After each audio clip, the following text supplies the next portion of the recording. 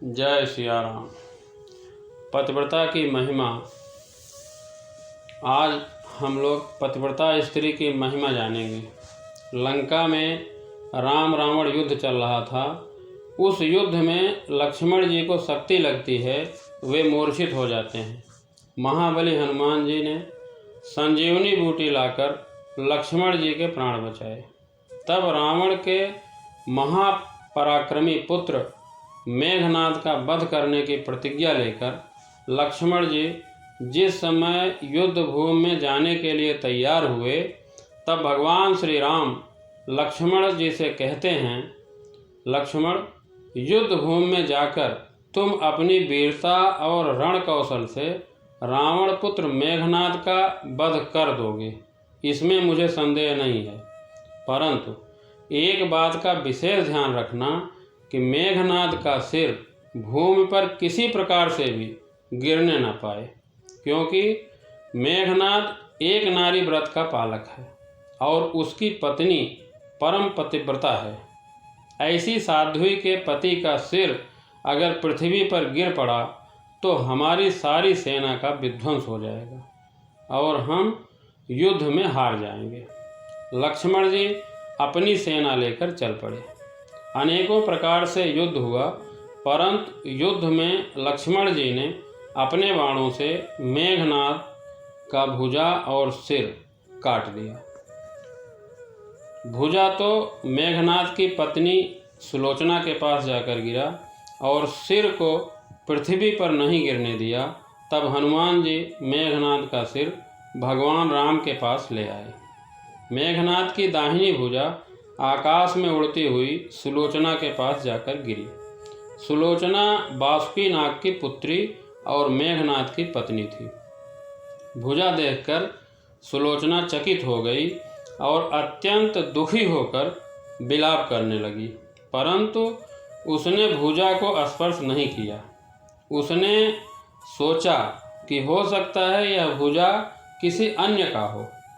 ऐसी दशा में पर पुरुष के स्पर्श का दोष मुझे लगेगा।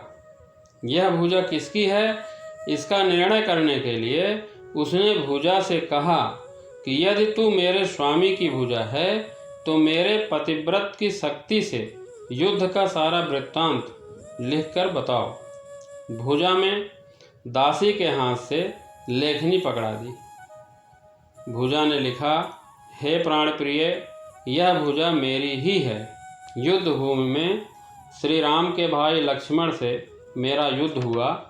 लक्ष्मण जी ने कई वर्षों से पत्नी, अन्न और निद्रा छोड़ रखी है। वे तेजस्वी तथा समस्त दैवी गुणों से संपन्न हैं। संग्राम में उनके साथ मेरी एक नहीं चली और अंत में उन्हीं के बाणों से विद्ध होने से मेरा प्राणांत हो गया। मेरा सिर श्री राम जी के पास है। पति के भुजा लिखित पंक्तियां पढ़ते ही सुलोचना व्याकुल हो गई और विलाप करने लगी। पुत्र वधू का विलाप सुनकर लंकापति रावण ने आकर कहा, शोक न करो पुत्री, सुबह होते ही हजारों सिर मेरे बाणों से कट कट कर पृथ्वी पर गिरेंगे। मैं खून की नदियां बहा दूंगा। करुण चीत्कार करती हुई सुलोचना बोली, पर इससे मेरा क्या लाभ होगा पिताजी? हजारों नहीं करोड़ों सिर भी मेरे स्वामी के सिर के अभाव की पूर्ति नहीं कर सकेंगे। सुलोचना ने निश्चय किया कि मुझे अब सती हो जाना चाहिए, किंतु पति का सिर तो रामदल में पड़ा हुआ है, फिर कैसे सती होंगी? इसके बाद सुलोचना अपने ससुर रावण से अपने पति का सिर मंगवाने के लिए कहा। तब रावण बोला, देवी, तुम स्वयं ही रामदल में जाकर अपने पति का सिर ले आओ। वहाँ जाने में बिल्कुल भी नहीं डरो। जिस समाज में बाल ब्रह्मचारी हनुमान, परम जितेंद्रिय लक्ष्मण तथा एक पत्नी व्रती भगवान श्री राम विद्यमान हैं, उस समाज में तुम्हें जाने से डरना नहीं चाहिए। मुझे विश्वास है कि इन महापुरुषों के द्वारा तुम निराश नहीं लौटाई जाओगी। जब सुलोचना भगवान राम के दल में पहुंचती है तो भगवान श्री राम उठकर खड़े हो गए और स्वयं चलकर सुलोचना के पास आए और बोले, देवी, तुम्हारे पति विश्व के अन्यतम योद्धा और पराक्रमी थे। उनमें बहुत से सद्गुण थे, किंतु ब्रह्मा जी के लेखनी को कौन बदल सकता है। आज तुम्हें इस तरह देखकर मेरे मन में पीड़ा हो रही है। सुलोचना भगवान की स्तुति करने लगी। भगवान राम ने उसे बीच में ही टोकते हुए कहा, देवी, मुझे लज्जित न करो। पतिव्रता की महिमा अपार है, उसकी शक्ति की तुलना नहीं है। मैं जानता हूँ कि तुम परम सती हो। तुम्हारे सतीत्व से तो पूरा विश्व भी थर्राता है। अपने स्वयं यहाँ आने का कारण बताओ। बताओ, मैं तुम्हारी किस प्रकार सहायता कर सकता हूँ। सुलोचना ने अश्रुपूरित नयनों से प्रभु की तरफ देखा और बोली, प्रभु, मैं सती होने के लिए अपने पति का सिर लेने यहाँ पर आई हूँ। भगवान राम ने शीघ्र ही ससम्मान मेघनाद का सिर मंगवाया और सुलोचना को दे दिया। पति का छिन्न सिर देखते ही सुलोचना का हृदय द्रवित हो गया और वो बड़े जोरों से रोने लगी। रोते रोते उसने पास खड़े लक्ष्मण जी की तरफ देखा और बोली, सुमित्रा नंदन, तुम भूलकर भी गर्व मत करना कि मेघनाद का वध मैंने किया है। मेघनाद को धराशायी करने की शक्ति विश्व में किसी के पास नहीं थी।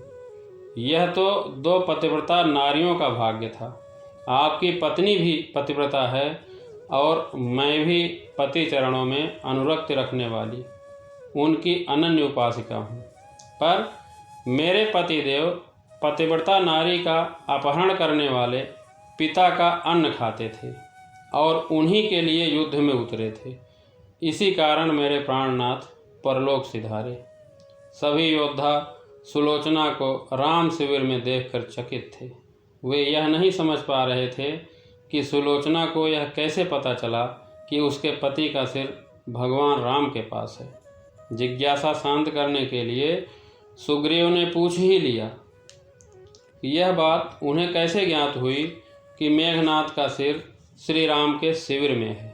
सुलोचना ने स्पष्टता से बता दिया कि मेरे पति की भुजा युद्ध भूमि से उड़ती हुई मेरे पास चली गई थी। उसी ने लिखकर मुझे बताया। व्यंग भरे शब्दों में सुग्रीव बोल उठे, निष्प्राण भुजा यदि लिख सकती है तो यह कटा हुआ सिर भी हंस सकता है। भगवान राम ने कहा कि व्यर्थ की बातें मत करो मित्र।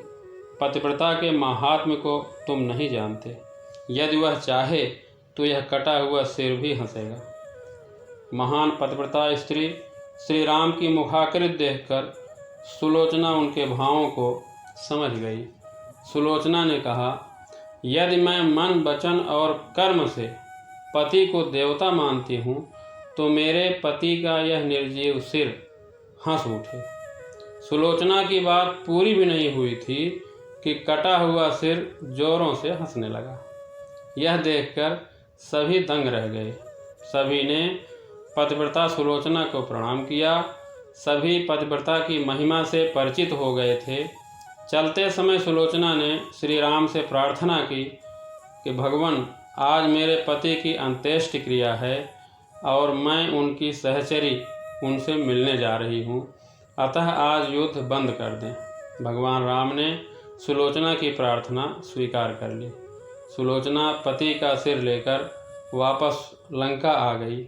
लंका में समुद्र के किनारे एक चंदन की चिता तैयार की गई। पति का सिर गोद में लेकर सुलोचना चिता पर बैठी और धधकती हुई अग्नि में कुछ ही क्षणों में सती हो गई। तो ये है पतिव्रता स्त्री की महिमा। धन्यवाद। जय श्री राम।